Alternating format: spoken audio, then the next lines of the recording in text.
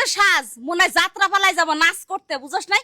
এই সংসারের কি দাসী বান্ধে হয়েছি রে আমি? হ্যাঁ তো গো, আই সারাদিন বসে বসে ভাইয়ের ঘাড়ে বসে বসে খাও না, আজকে থেকে কাম করে খাবি। এই যে ইট ভাঙনে যে মহিলাটার নিয়ে আইছিলাম ওইটারে বাদ দিয়ে দিচ্ছি, আজকে থেকে তুই ইট ভাঙবি।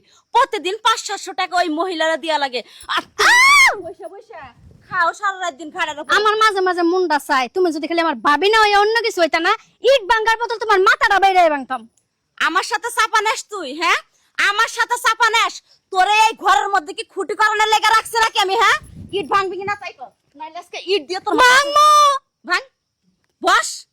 কেমন দরজালে কো আমার বাইরে যাই না হইনা, আমার মাই কি একটা বিয়া করে আনছে। হ্যাঁ, আমার মার কোনো আক্কেল নাই, আমার বাইরে কোনো আবার চাপা করো, চাপার উপরে কিন্তু লাথি দিমু একটা আজকে।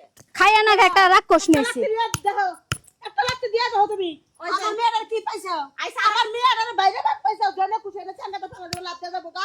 হ্যাঁ? আচ্ছা, আপনি এত খরবাইছেন দিকে, হ্যাঁ? এত খরবাইছেন দিকে এটা কি ধরনের ভাষা? কি ধরে? ভাষা কও, মুখের ভাষা ঠিক করে কথা কও। খইবা চিন্ডি তুই খইবা চিন্ডি, তোর বাপ খইবা, তোর মা, তোর 14 গোষ্ঠী খইবা চিন্ডি। মা, আমার ভাবির তো কোনো দোষ নাই, সব দোষ তুই মা রাক্ষসনীর। তুই এক রাক্ষস আছিলি, যার বাড়িতে যাইতি তার বাড়িতেই খাইতি, ওই বাড়িতে গপ্প করতি, গপ্প করে করে মানুষের বাড়িতে খাইয়া বুগলাটা বইরে একটা রাক্ষস নিয়েছিস বাড়িতে। ও কোন কর কথা কোন দে পেজ দে ফোন এসে করলি হারামজাদি মিয়া, তোর লেগে আমি ঝগড়া করতেছি আর তুই মায়ের হাতে চাপা করতেছা। ঝগড়া করে এখন লাভ আছে? তুমি তো নাও ডুবাই দিছো, এখন আর বাসবো না। শোন, তোর একখান কথা কই, এই যে তোর মা, তার মানে আমার হাসুড়ি, এটারে যে এতক্ষণ খরবাইছেন দিকে কইছি কি লেগে জানোস? তোর মার যে সাজ মনে হয় যাত্রা পালাই যাব নাচ করতে, বুঝছ নাই? এই সংসারের কি দাসী বান্ধে হয়েছি রে আমি? হ্যাঁ তো গো, দাসী বান্ধে হয়েছি।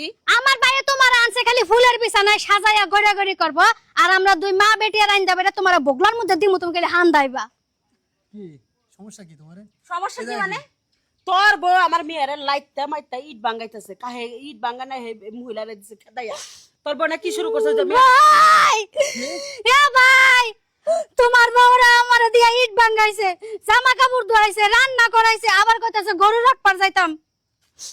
বউ, আমার কথা স্পষ্ট শুনে রাখো তুমি। কি কবা? তোমার কথা অনেক শুনেছি আমি, আর কিন্তু না। তুমি আমার জামাই, তুমি আমার কথা শুনবা না তো বাইরের মানুষের কথা শুনবা? বাবারে সবই তো শুনি, তাই বলে কি তুমি আমার বোন মারে অত্যাচার করবা সেটাই মেনে নেবো? কি অত্যাচার করছি?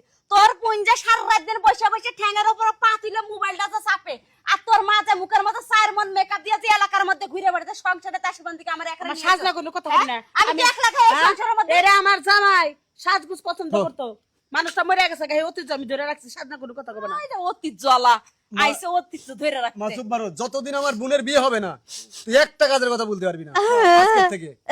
তুই কাল তোর বুই নাই বাড়িতে থাক, আমি আমার বাপমার বাড়িতে যা যা। যা তাই তো। যা, তোর বাপের বাড়ি যা, চলে আরে, যা। তোর পুলারে, তোর পুলার তোমার পোলারে আমার আরেকটা বেডিরে দিয়ে বিয়ে করাবা, শুধু বিয়েটা করাই দেখো, আর ওর ক্ষমতা থাকলে, ওর দম থাকলে বিয়েটা কইরা দেখো। ওই একটাই ডর দেখো মামলা করবা, তোমার গো মতন মেয়েরা তো এই দশায় পাইছে। শুধু ওর নামে করবো না তো, এবার খাচ্চুন্নি মহিলা, এবার তোমার নামে এই। করবো কর্কট্টা মহিলা। ও মা, খাচ্ছনি গলি মাগো, কে? একটা কথা হলো, জেলখানায় কিন্তু সাজগোজ করতে দিব না, তার চেয়ে ভালো চলো আমরা বোর কথা মতোই চলি। ও তা এই ঠিক আছে, আমরা ই করি, আমি রান্না চড়াই গেছি ইট ভাঙ। ইট ভাঙ্গি ভাবি, আর কিছু করা লাগবো কি? ভাবি আর কিছু করা লাগবো কি? রাইতেছে পেটিকোট পেন্সিল ওটা আমার দিয়ে আমি ধুয়ে দেমনি। এখন আমার বাসর ঘরে ঢুকবা দিনের বেলায়, মা রাক্ষস নি, তুই আমার সারা সর্বনাশ করছ। মা, তোর আমি বালিশ চাপা দিয়ে আজকে মারমু।